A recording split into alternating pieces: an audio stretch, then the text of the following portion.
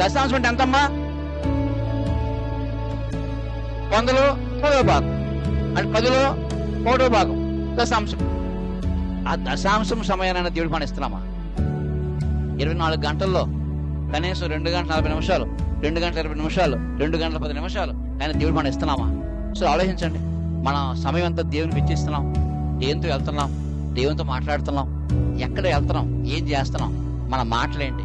2-3 కూర్చుని దేవుడి నామాన్ని స్మరిస్తే అక్కడ నేను ఉంటానని చెప్పిన దేవుడు 2-3 కూర్చుని మనం ఎవరి గురించి మాట్లాడుకుంటాం?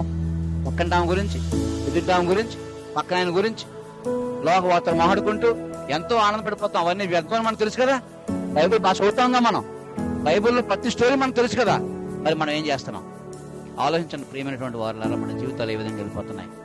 ఏ రోజైతే నువ్వు పక్షి రాజు వలె పైకి ఎగరాలని నువ్వు అనుకుంటావో దేవుని పట్ల, ఆ రోజు ఖచ్చితంగా నువ్వు చేయవలసిన పని ఏంటో తెలుసా? దేవునితో ఉండాలి, దేవుని ప్రార్థన చేయాలి, దేవుని అడగాలి, దేవుని వాక్యాన్ని మనం చదువుకోవాలి.